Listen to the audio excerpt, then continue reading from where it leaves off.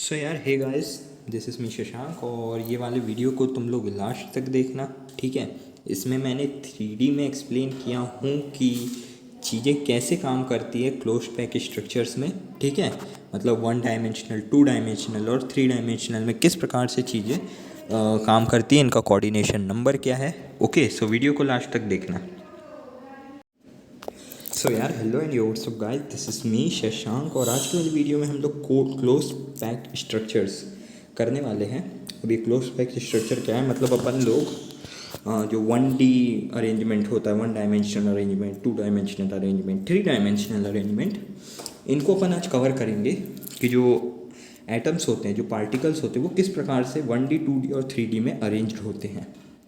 ठीक है, फिर इसमें अपन हेक्सागोनल क्लोज पैकिंग और ये सब बहुत कुछ पढ़ेंगे, है ना।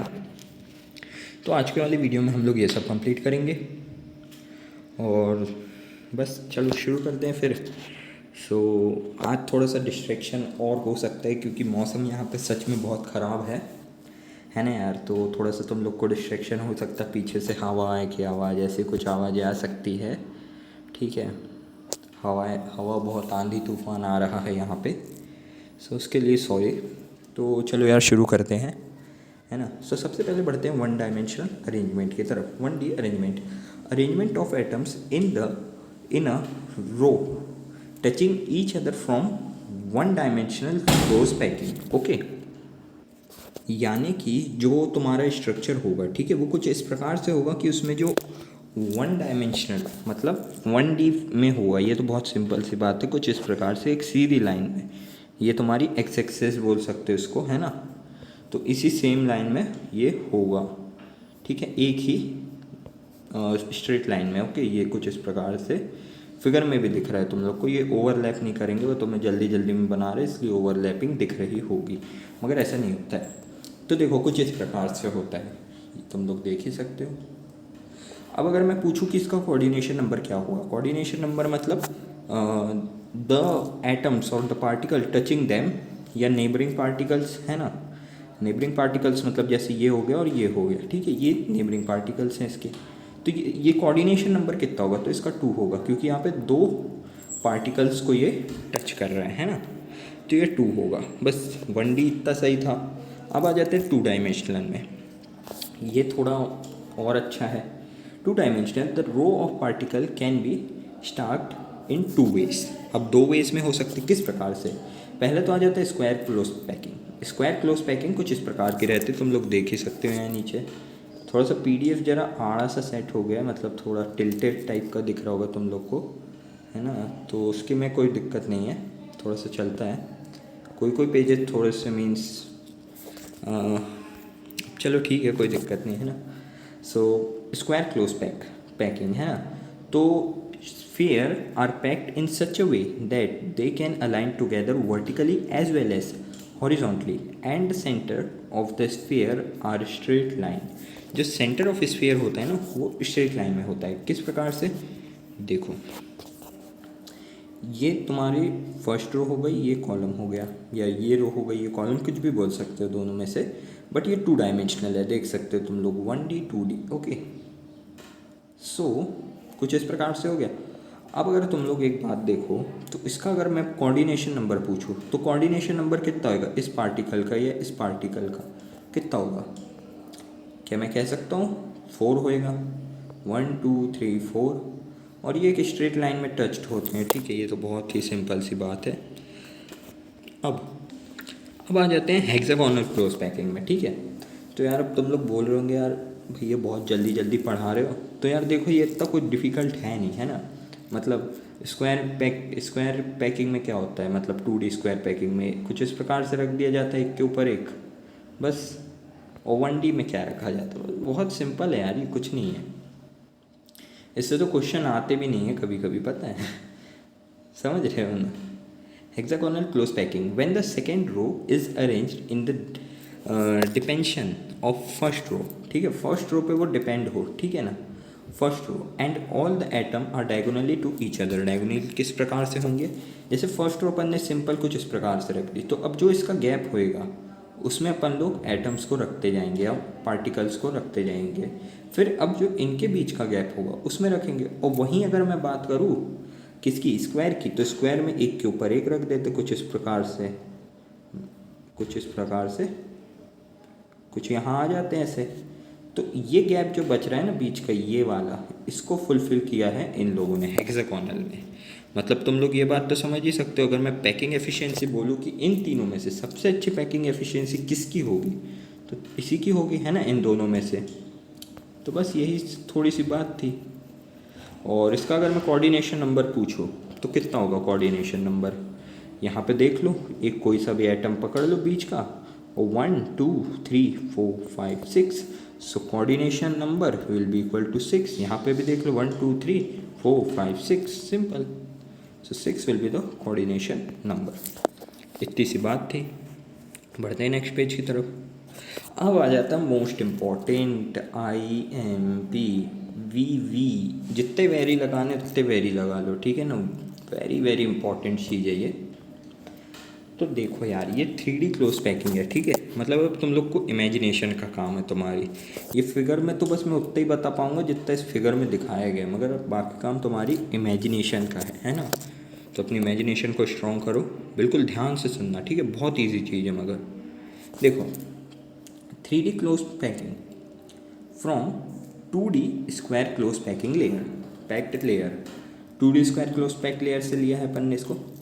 It is a layer of packing in which the second layer is placed over the first layer in such a way that all the spheres are exactly above each other. Exactly above each other, ठीक है, मैं highlight कर रहा हूँ इस चीज़ को।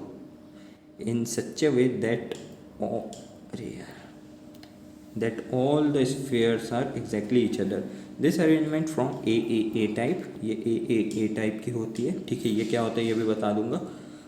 Types of lattice, फिर forms the simple cubic lattice, ठीक है। सिंपल क्यूबिक लैटिस बनाता है। Its unit cell is primitive cubic unit. चलो ये सब ठीक है। अब इसमें क्या कहा गया है, देखो, जो अपनी 2D हेक्सागोनल वाली थी ना, उसी के जस्ट अबव ऊपर, मतलब समझ रहे हो, ये अपन ने कुछ इस प्रकार से लिया था। अब इसी के ऊपर में रखते जाओ। ऊपर में किस प्रकार से, कि ये जो एक गैप दिख रहा है ना, मैं जूम कर दे रहा हूँ जितना जूम हो सकता है, ठीक है, मैक्स जूम है। ये जो गैप दिख रहा है ना, ये इसके बीच में कुछ इस प्रकार से अपन एक अपना वो रखेंगे, क्या, एटम पार्टिकल। अब फिर दूसरा कुछ इस प्रकार से इस वाले गैप में रखेंगे, फिर तीसरा यहाँ पे रखेंगे, कुछ इसी प्रकार से रखते जाएंगे और ये कुछ इस प्रकार का शेप देगा, ठीक है। तो ये थी सिंपल सी बात। अब इसके बारे में तो ये ए टाइप के होते हैं। ओके, मैंने कहा बहुत बढ़िया यार, तुम लोग को समझ में आ गया होगा तो ठीक है। ये भी इतना कुछ हार्ड नहीं था। ओके, तो देखते हैं next. 3D close packing from 2D hexagonal closed pack layer. Okay, 2D hexagonal closed pack layer. Okay, so देखो, so when the layers containing the hexagonal closed packing are arranged over each other, ठीक है, each other, two types of arrangement are feasible. मतलब यार अब इसमें दो type आ जाते हैं, ठीक है। अगर तुम लोग इसका फ्लो चार्ट बनाना चाहते हो बना लेना।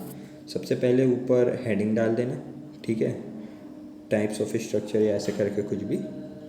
फिर इसके बाद में फर्स्ट लिखना 1D, सेकेंड लिखना 2D। 2D में आ जाएंगे तुम्हारे दो, स्क्वायर क्लोज पैक्ड और हेक्सागोनल पैक्ड। अब आ जाएगा तुम्हारा 3D। 3D में फर्स्ट टाइप जो ऊपर वाला पढ़ के आए, सेकेंड टाइप जो अभी पढ़ रहे हैं, और सेकेंड टाइप में भी ये दो टाइप आ जाएंगे जो अभी अपन पढ़ेंगे।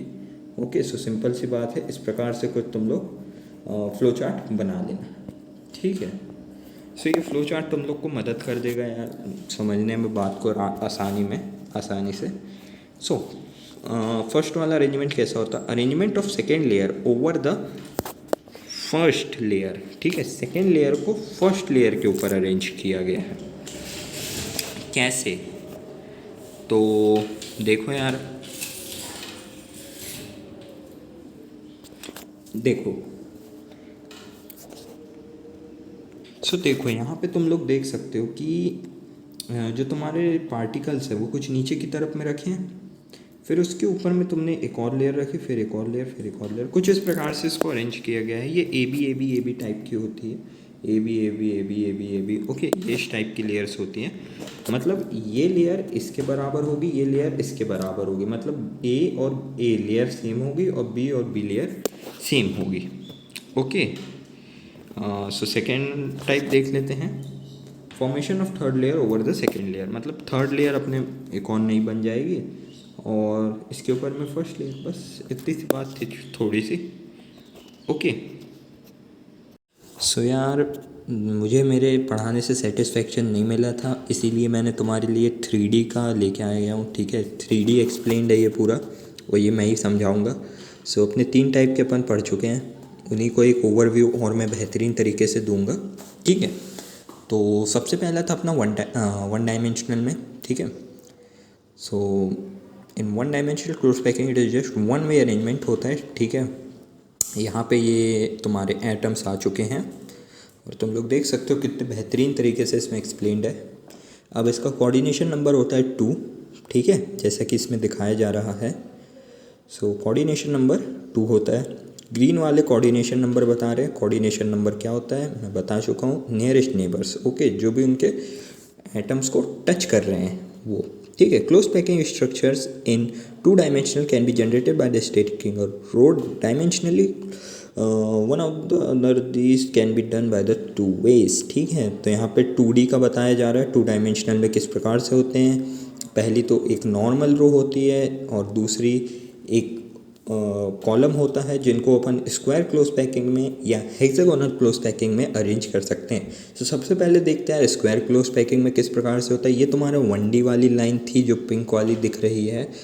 अब इसमें तुम ऊपर तरफ पे, इसके जस्ट ऊपर बिल्कुल वन अबव द अबव, ठीक है, एक के ऊपर एक लगाते जाओ, जो कि तुम्हारा दे देगा 2D क्लोज पैकिंग। ठीक है, देख सकते हो तुम लोग कितने अच्छे से ये एक्सप्लेन्ड है ना। अब अगर बात करें इसके कोऑर्डिनेशन नंबर की, सो इसका कोऑर्डिनेशन नंबर होता है 4। वो ग्रीन वाला तुम लोग को दिखा ही रहे हैं coordination number. Okay, coordination number क्या होता है, कोऑर्डिनेशन नंबर नियरेस्ट नेबर्स होते हैं, जो कि उस आइटम को टच कर रहे हो या पार्टिकल को टच कर रहे हो।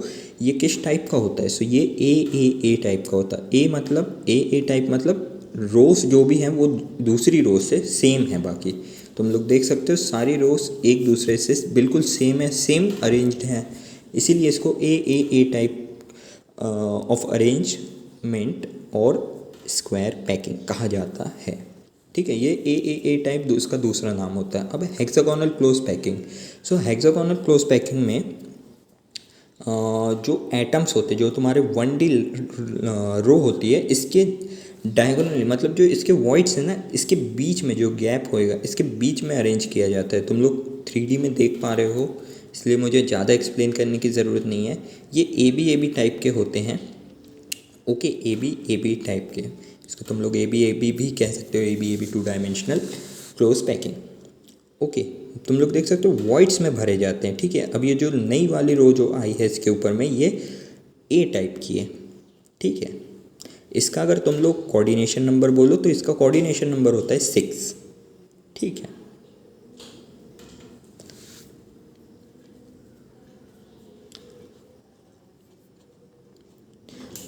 अब ये जो रो आ रही है ये बी टाइप की रो है। ठीक है, सो ये हो गया अपना ए बी। ठीक है, क्योंकि एक रो दूसरी रो से अलग है, बट तीसरी रो पहली रो के सेम है, बट जो चौथी रो है वो सेकेंड रो के सेम है। ठीक है ना।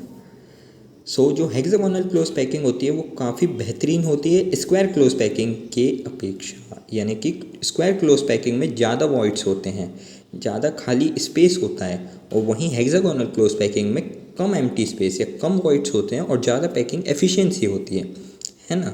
ये एग्ज़ाम में क्वेश्चन पूछा जा सकता है कि कौन सा सबसे अच्छे पैकिंग एफिशिएंसी देता है 2D में, स्क्वायर क्लोज पैकिंग या हेक्सागोनल क्लोज पैकिंग।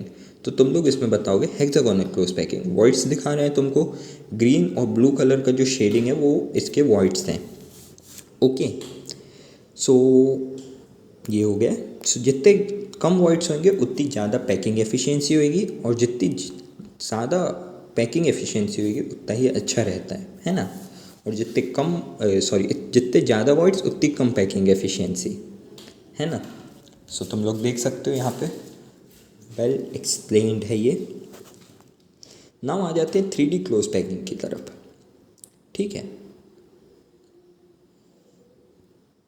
सो 2 dimensional square close pack structure को अपन अपने सामने में ले आएंगे सबसे पहले, फिर इसके बाद में इसके ऊपर में एक और लेयर बिछाएंगे बिल्कुल सेम इसी के जैसी, मीन्स ए टाइप की, ओके। बिल्कुल स्क्वायर में मतलब बिल्कुल सेम लेयर उसके जस्ट अबव में ऊपर में प्लेस करेंगे। शायद मैं इतने अच्छे से एक्सप्लेन ना कर पाता वो 2D में पेपर में, बट यहाँ मैं काफ़ी अच्छे से एक्सप्लेन कर पा रहा हूँ तुम लोग को, है ना। देखो, है ना, आ रही है बात समझ में। अब बात करते हैं इसके पैकिंग एफिशिएंसी की कि इसकी पैकिंग एफिशिएंसी होती कितनी है। सो ये इसकी पैकिंग एफिशिएंसी तुम लोग देख सकते हो कि किस प्रकार से पार्टिकल अरेंज होते हैं, है ना। मीन्स इसकी पैकिंग एफिशिएंसी होती है 6 की, ओके। देखो कोऑर्डिनेशन नंबर, मैं पैकिंग एफिशिएंसी बोल रहा था, इसका कोऑर्डिनेशन नंबर होता है 6, जो कि माय मिस्टेक, गलती से मुँह से निकल गया, ओके। सो ये ए टाइप के होते हैं, ठीक है। A type means first second and third all rows are same to each other, ठीक है। और ये जो होते हैं अरेंजमेंट होता है ये सिंपल क्यूबिक लैटिस होता है and its unit cell is primitive cubic unit cell, ठीक है। अब यहाँ पे देखते हैं हेक्सागोनल क्लोज पैकिंग। जो अपन का हेक्सागोनल 2D पैकिंग था उसके जस्ट अबव, उसके सिंपली ऊपर में अपन ठीक हेक्सागोनल शेप में, मीन्स ज़िगज़ैग वे में बोल सकते हैं या डायगोनली बोल सकते हो, अपन उसके सेम ऊपर में और लेयर्स को बिछाएंगे। ये ए बी टाइप का होता है, ठीक है। देख सकते हो placing the second layer over the first layer, ठीक है। बिल्कुल बेसिक्स से बता रहे हैं, फर्स्ट टू लास्ट स्टेप अच्छे से एक्सप्लेन किया गया है इसमें, ठीक है। देख सकते हो ये जो बीच में ब्लू वाला है ये इसके वॉइड्स बता रहा है,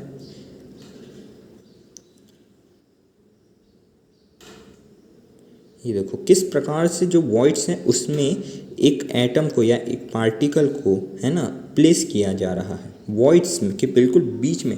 मतलब इसकी पैकिंग एफिशिएंसी अभी तक जितने पड़े उन सबसे अच्छी होगी, है ना, उन सबसे अच्छी होगी। इस लेयर को अपन बोलेंगे बी टाइप लेयर, है ना, बी टाइप। और नीचे वाली थी ए टाइप, है ना। तुम लोग देख सकते हो अभी ये वॉइड्स कहाँ कहाँ पर है। अब जो इसके वॉइड्स होंगे सेकेंड लेयर के, इसमें अपन लोग फिर से कुछ इस प्रकार से पार्टिकल्स को रखेंगे कि ये वॉइड्स कवर हो जाए, ओके। देखो वॉइड्स होते हैं 2 टाइप्स के, टेट्राहाइड्रल वॉइड्स और ऑक्टाहाइड्रल वॉइड्स, ओके। अब ये क्या होते हैं ये भी एक्सप्लेन किया जाएगा कुछ इसी 3D मैनर में, है ना। सो देखो ये होते हैं अपने टेट्राहाइड्रल वॉइड्स, किस प्रकार से होते हैं देख सकते हो तुम लोग।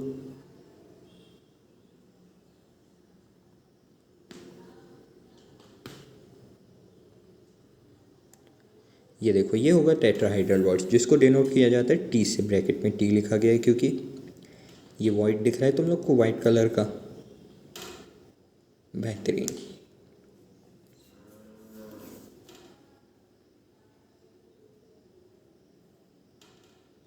ये देखो इसका शेप देखो कितने मतलब सही तरीके से एक्सप्लेन्ड है ये। अब यहाँ पे बात करेंगे अपन ऑक्टाहाइड्रल वॉइड्स की, जिसको डिनोट करते हैं ओ से। और ये देखो इसका शेप देखो तुम लोग ध्यान से, बिल्कुल बस देखते रहो और सुनते रहो।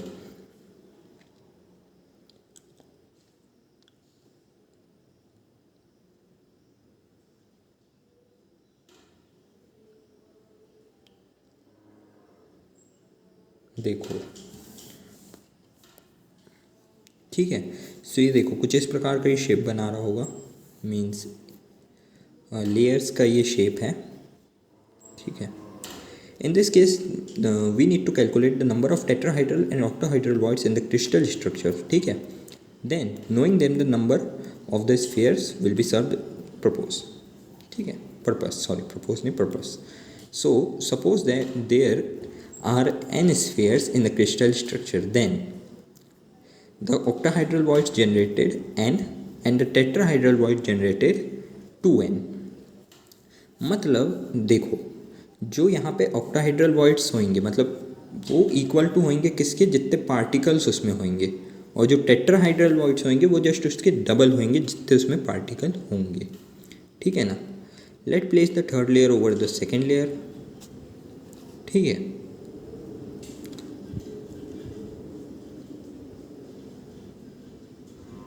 सो कवरिंग द टेट्राहाइड्रल वॉइड्स पहली कंडीशन हो जाएगी अपनी. जो सेकेंड कंडीशन होगी वो है covering the octahedral voids. Okay, covering the tetrahedral voids, ये जो दिख रहे हैं सर्कल्स में ये टेट्राहाइड्रल वॉइड्स है, इसके ऊपर में अपन प्लेस कर रहे हैं.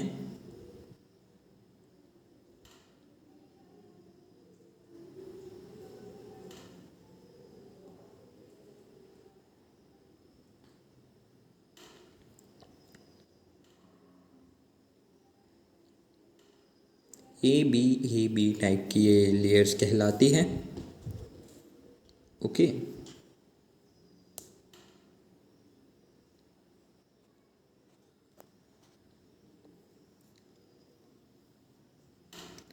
ए बी पैटर्न होता है ये, as I said. Hexagonal close pack, इसको कहते हैं SCP स्ट्रक्चर्स, ठीक है. ये क्वेश्चंस में पूछा जाता है. So each sphere is in the contact with 12 other spheres, मतलब इसका कोऑर्डिनेशन नंबर क्या हो गया, 12. ओके, देखो जैसे कि इसको अलग अलग करके दिखाया जा रहा है, तो इसमें जो मिड रो है जिसमें वो है उसके हो जाते हैं 6, ऊपर नीचे 3 जिसका टोटल हो जाएगा अपना 12 bye covering the octahedral voids. Okay, so octahedral voids को अगर अपन कवर करते हैं तो ये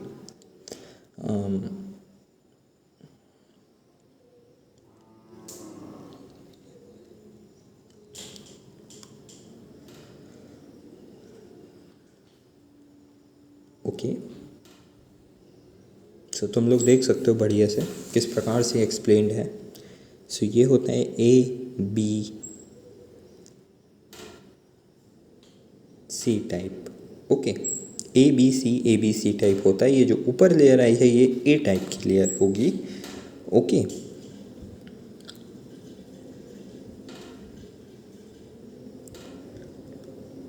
लुक,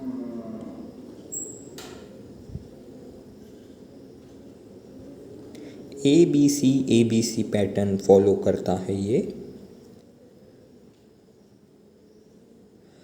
इसको कहते हैं क्यूबिक क्लोज पैक, जिसको कहते हैं CCP और FCC, जिसको फेस सेंटर्ड क्यूबिक सेल बोलते हैं. अब बात करते हैं इसके कोऑर्डिनेशन नंबर की, तो इसका कोऑर्डिनेशन नंबर होता है सेम 12, ठीक है, जो पिछले वाले का था. तुम लोग देख सकते हो ये किस प्रकार से अरेंज्ड है और किस प्रकार से इनका कोऑर्डिनेशन नंबर 12 हो रहा है. सो होप सो वीडियो अच्छा लगा होगा. ओके, सो यार होप सो वीडियो अच्छा लगा होगा. So thanks for watching the video, और मिलते हैं अगले वीडियो में. उससे पहले मैं बता दूं कि अगले वाले वीडियो में हम लोग ये कुछ क्वेश्चन आंसर्स को कंप्लीट करेंगे, ठीक है, जो कि इससे रिलेटेड है या इसके पिछले वाले टॉपिक से रिलेटेड है. तब तक के लिए be happy, be safe and keep working. Okay, thank you.